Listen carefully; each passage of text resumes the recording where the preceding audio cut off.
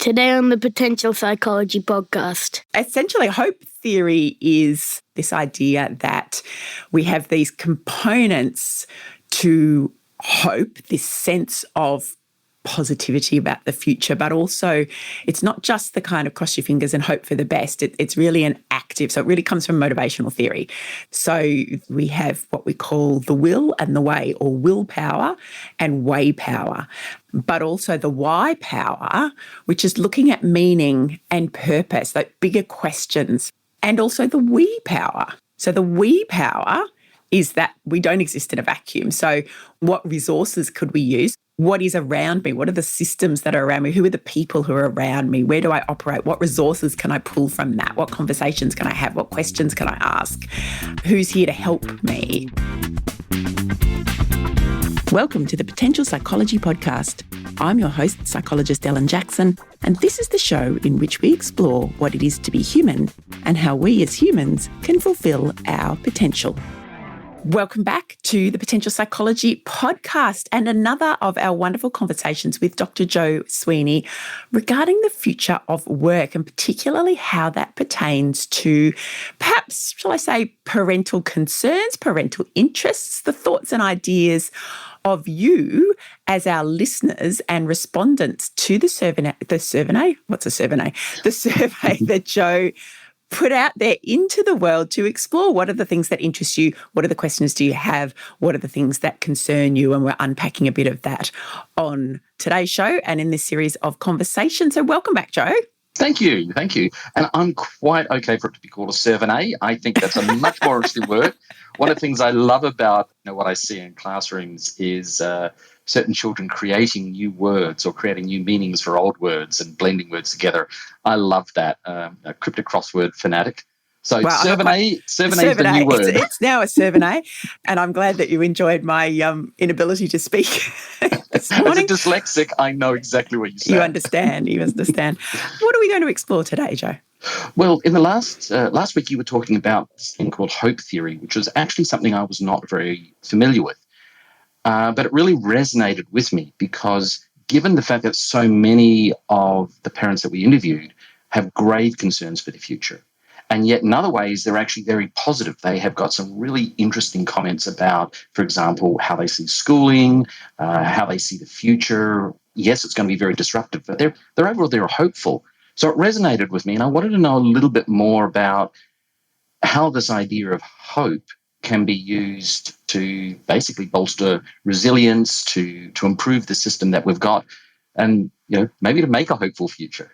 Yeah, well, look, okay, so we've turned the tables and you're asking me the questions this morning, but that's great because a hope theory is something that, and I'm not going to pretend that I'm an expert. I have colleagues largely at the University of Melbourne who study this stuff deeply. They are certainly the experts. What I will do is my best to translate perhaps some of that academic research into conversation and usefulness. It's all incredibly useful, but for anybody who's read academic papers, they're not always the easiest things to understand and absorb.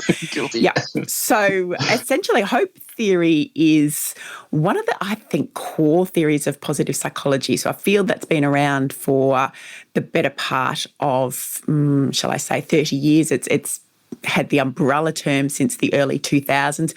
Hope theory itself actually predates that. So 1991, Rick Snyder published the initial paper, and it was really starting to explore the mechanics of psychological hope. So I think I might have touched on this in an earlier conversation, this idea that we have these components to hope, this sense of positivity about the future, but also it's not just the kind of cross your fingers and hope for the best. It's really an active, so it really comes from motivational theory.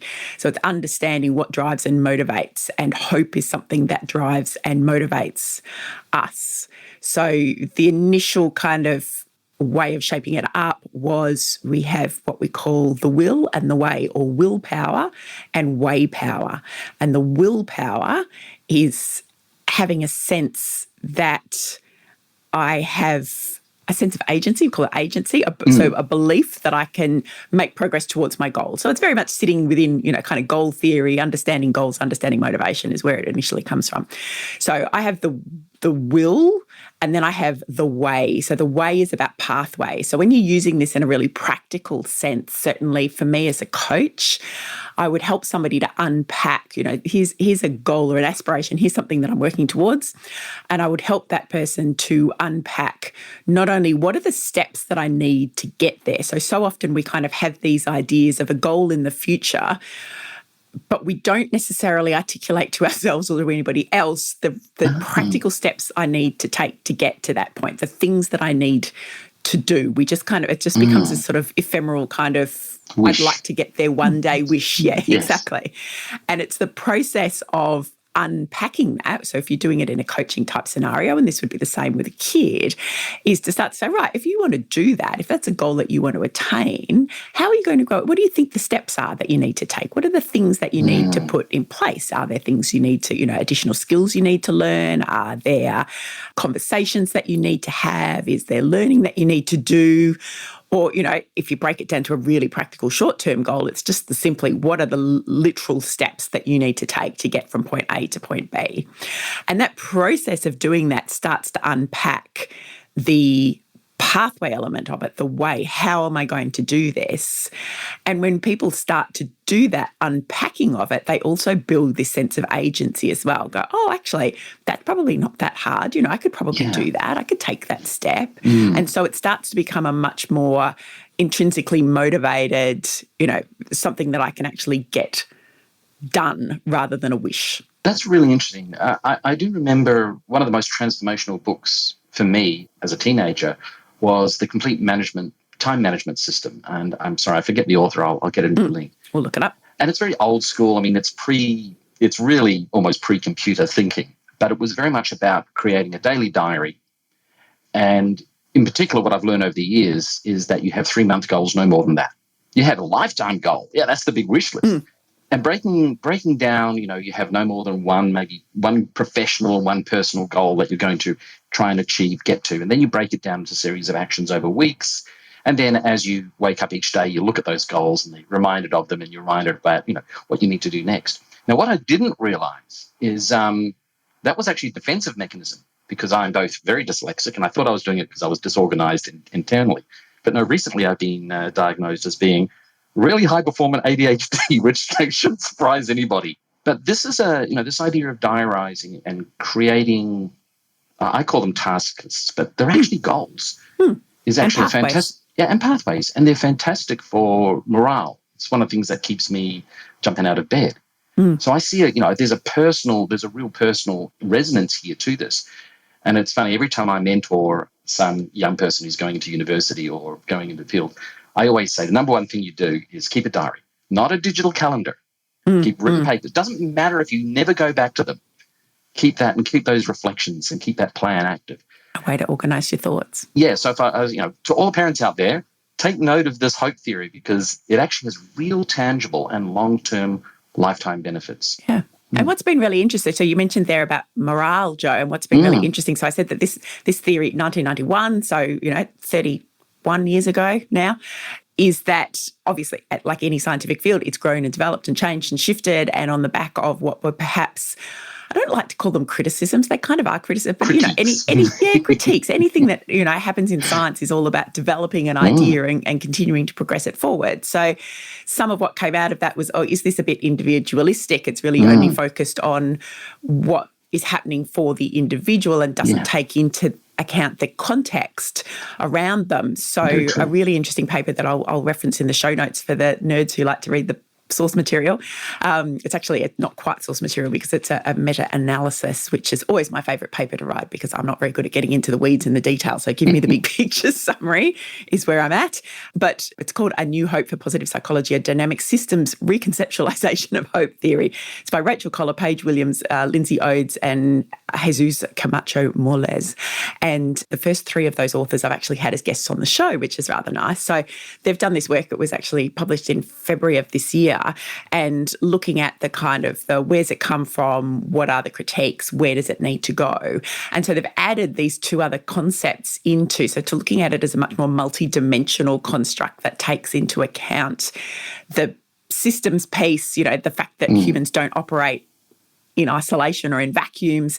And so we've now got not just the willpower and the way power, but also the why power, Yes. which is looking at meaning and purpose, like bigger questions. So a lot of this research has been done with, what we call college students or university students. So helping them to understand not just, what it is I want to achieve, but that why. How does this play into my values? How does this play into who I am? Because we know so much more about how important that is for motivation now as well. So we've got now the addition of the why power and also the we power. Yes. So the we power is that piece around, we don't exist in a vacuum. So, and what resources could we use? So we come back to motivation and kind of the goal achievement or, wish achievement and have a look at, what is around me? What are the systems that are around me? Who are the people who are around me? Where do I operate? What resources can I pull from that? What conversations can I have? What questions can I ask? Who's here to help me? So it's really starting to kind of flesh this out into a lovely, more complex and probably more realistic understanding of hope as a motivational force. I think that's wonderful. There was an exercise I've used both on myself but also with children where we called it neighbourhood mapping or community mapping. And it's a great activity, again, for the parents listening. If your child has said that they want to achieve something and it's a big goal, and usually it's on that why question. It's, what I looked at is I actually wanted to create or have come into existence a program to get children playing role-playing games, tabletop games, story games. So I called it the Imagination Day. And the activity that you do when you have these big whys is you say, who else would be interested in this? So you put yourself in the center of like a mind map. And then you have together working with your child, you start drawing lines out and saying, who are your friends? Who's in the school? Who do you know in the industry? And you suddenly discover when you do these maps, they grow. So, for example, going back to that Imagination Day, I had a lot of contacts inside a online site that sells role-playing games. So I contacted them. And they actually then took that idea and ran with it. So it almost became, out of my hands, which took was on great. A life of its own. But yeah, and that's perfectly okay. I think the we is incredibly powerful, and you can, by visualizing it, making it real, you can tell that I'm a very big advocate of making these fairly, hope theory and everything you're describing there is it sounds academic. But when you actually sit down, you create lists and you draw it out with your children, they start to see that they have a lot more power. And I think I haven't thought of that as hope previously, but now I see where that's all coming from. So that's very, very exciting. And that probably also explains an interesting trait that we saw in the data, which was that parents are actually, they've got very high expectations for good things to happen for their kids. And the skills and the traits that they will have were actually all very positive in nature. I'll just go through some of them if you'd like. That'd be great. We asked how important will each of these traits be for success in the future for their children. The number one, which isn't surprising, is flexibility. But what was then really interesting is the number two was the ability to focus, to be focused and laser focused on something. And that comes to that intent, that how, if you will. And then we had a couple that were tied for third place, which is really interesting. This is interesting data. Ethical, resilient, and compassionate. So that is so interesting, isn't it? Now, it could be self-biased data, of course, but I've seen similar results. This is the why. We asked another question about what would the future of work look like? And I'm just going to quickly scan through the data because what we saw is that, here it is, making a difference outside of basically maximizing your income, because income is important, but making a difference, being in control of your work, these were more important than many other factors. So, yeah, this thing of hope is very, very real. And that making a difference really speaks to that, the why power of this theory, that kind of meaning and purpose is a difficult concept to explain. There is a lot of research, but it's relatively recent. I mean, you can go back to kind of Viktor Frankl and some original thinkers in this area, but and further back indeed to Greek philosophy, but certainly in the kind of recent research, it's still very much a growing field. It's still something we're coming to grips with. But from a lot of people, or one of the sort of explanations that I most like is this idea of meaning is feeling like you're serving something larger than yourself.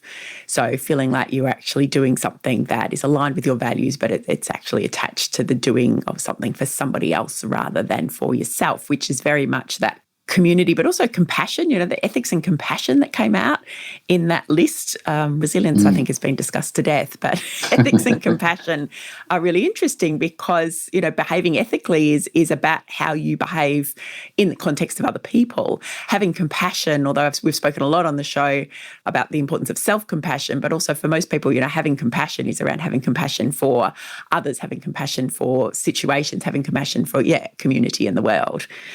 Yeah, it's also no surprise that actually the lowest ranked trait was ruthlessness, being ruthless. Yeah, okay. And it was significantly the greatest difference. There was a few other negative comments in there that we were searching for. But yeah, everything you're saying is really validated in what we're seeing in parents' expectations. But you're also reminding me of the fact that there's a correlation between the fastest growing tech companies that are generally those that have a very strong set of ethical statements. And they're not just statements, they actually have corporate guidance, and they will walk away from business as a result of that. Salesforce is a major one. Microsoft, also very, very strong. And these organizations, when I talk to their executive, and when we do talk to them on a fairly regular basis from my technology side of my job, it's really clear to me that the executive understand that this is not just a competitive weapon. This is something which they will use to make sure they get the right people, the we component. So I think that this, when we think about this, it's not just about our kids, it's also about the types of jobs they will be living into. So really, really interesting. It was interesting, Joe, you mentioned earlier that this, research or the data that we're discussing here is the questions that were put to parents, because it's interesting because a lot of the research around hope at the moment and some of the survey data that's come from people like Gallup, and it actually came up at a conference that I've just been at, the Regional Australia Institute's National Summit. They were talking about how approximately 50% of young people are not hopeful about their future. So there's kind of an interesting disconnect there that perhaps parents are hopeful but kids aren't, or not all kids. We know from the data that we collected that that's about right. About 50% of them very worried about the future. But when they look at what it will take to be successful in the future, these are all words that describe, at least in the way that you're talking about, some form of hopefulness, a better person, a better future. It's almost like Star Trek, or the Orville. There's this idea that our kids will inherit a pretty uncertain world, and we're scared for them, but they'll be great kids. They'll be fantastic adults. And when they have, this flexibility, this critical thinking, they're compassionate, they have all of those hope traits, that's when the world becomes a better place again. It's probably a very natural human trait to put the onus of betterment on our children. Yeah, but I think too it speaks a little bit to the things we can control and the things that we can't.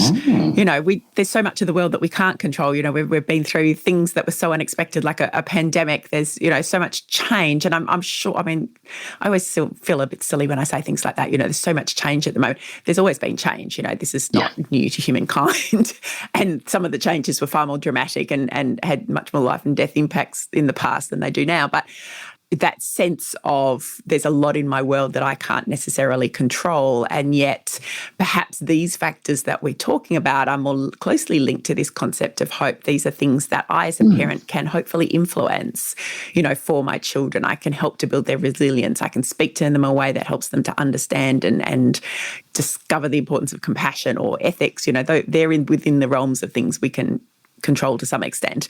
And I know for me, certainly from a psychological point of view, the more we focus on the things that we can control, the more hopeful we become, because the more agency we feel we have. If we're constantly focused on the things that we have no control over, we lose a lot of that sense of agency. We lose a sense of empowerment, and that's where kind of hopelessness, which is a sign and symptom of depression, lives.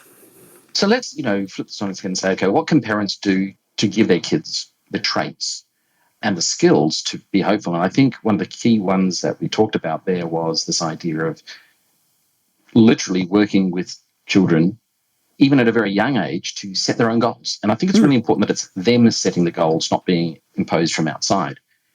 Now, this is known as authentic learning inside education, and it's a well-known field, and it's actually part of the quality teaching cycle. In the study, we did ask parents how well they thought schools were preparing their children for the future of work.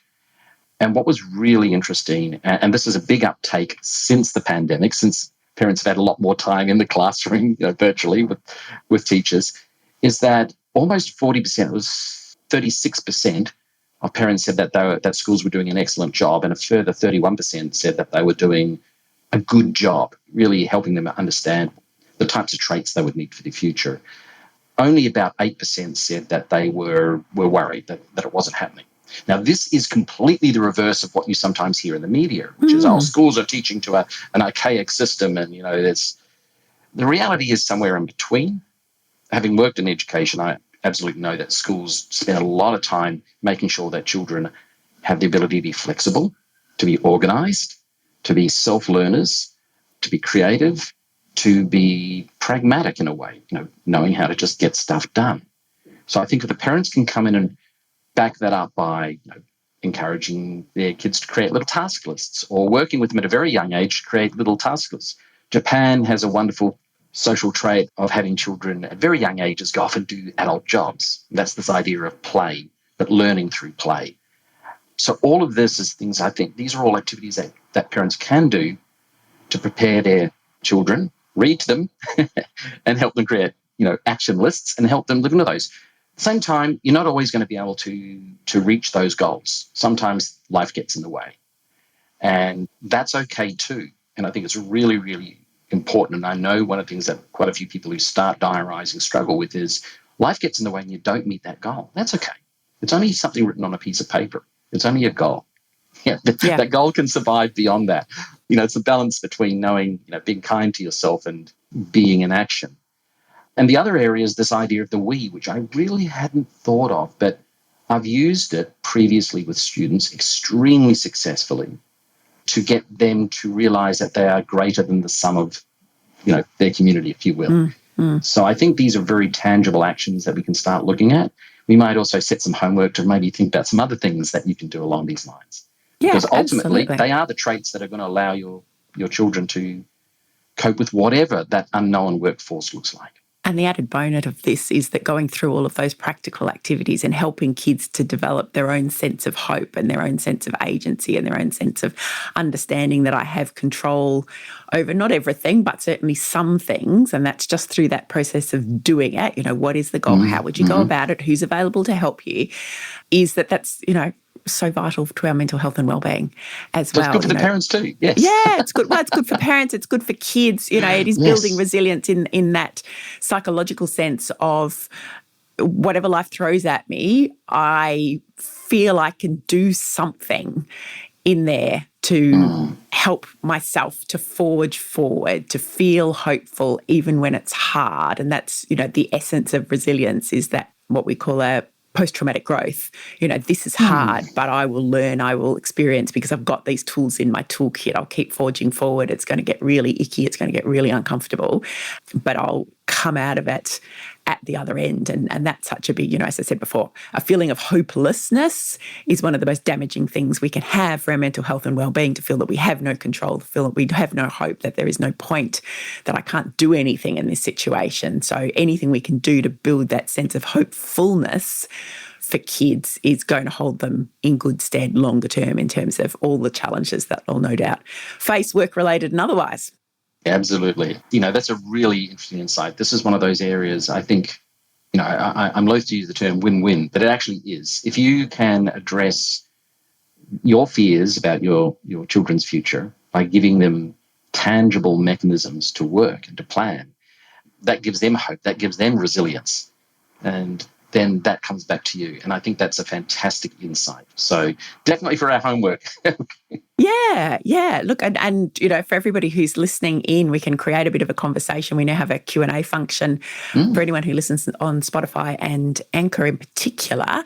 There is a little question function that we can pose in every episode, and people can actually pop their responses there so that we can make it a bit more of a conversation. There's also voice messages you can leave for the podcast as well, which will be interesting. And of course, all of our bits and pieces on social media where you can kind of join in and tell us what you are doing, or if you've got questions, Joe and I would be more than happy to try and answer those in a non-audio format around this particular conversation. Joe, was there anything else that we wanted to kind of... Oh, look, I think we've covered a lot for this one. I'm very interested to start talking about some of the other things that I know that you've got lined up.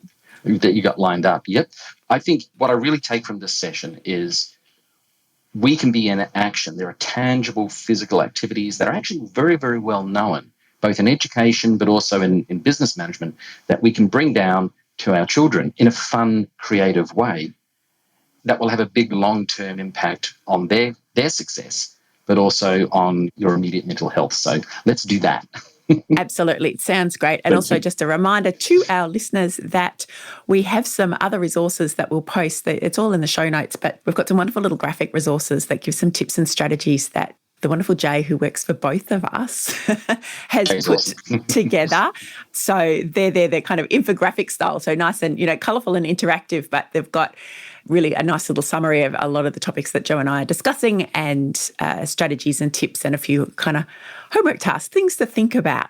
So thank you, Joe. Another great conversation. We will see you next week for our next discussion around the future of work. Fantastic. Thank you so much for being here and for sharing that conversation with Dr. Joe Sweeney with me. If you haven't seen them already, we have put together some summary one-pagers for each episode of this series of the podcast with Dr. Joe, complete with some fab graphics thanks to our team member Jay. And these infographics include some additional tips on helping your kids to thrive now and into the future. And we say kids, but as I've mentioned a few times so far in this series, there is nothing that we recommend for kids that isn't equally, if not more important, for us grown-ups. If you'd like to know more about our co-host, Joe, my co-host, we have a link to a fun Q&A in the show notes, and we have an interactive show feature if you're listening on Spotify or Anchor, which includes a text-based Q&A on Spotify, but you can also send me a voice message on Anchor, which is kind of cool. You might have a question for me or for Joe, or maybe you have a great suggestion for a topic that you'd like to see me cover on the show. Let me know via Anchor. That's anchor.fm/potential psychology.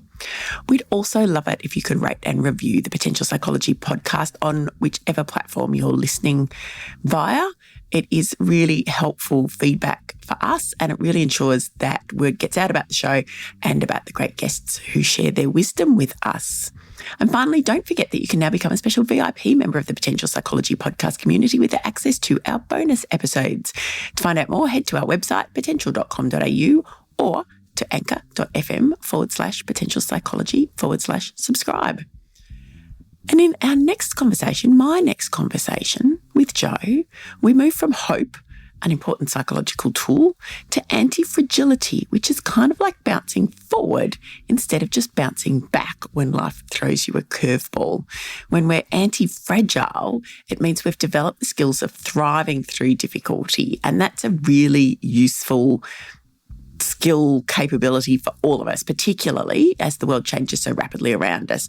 So that's in our next episode of the Potential Psychology podcast. It's in your ears very soon. But while you're waiting for that, please stay well, stay safe, and take small steps to fulfill your potential.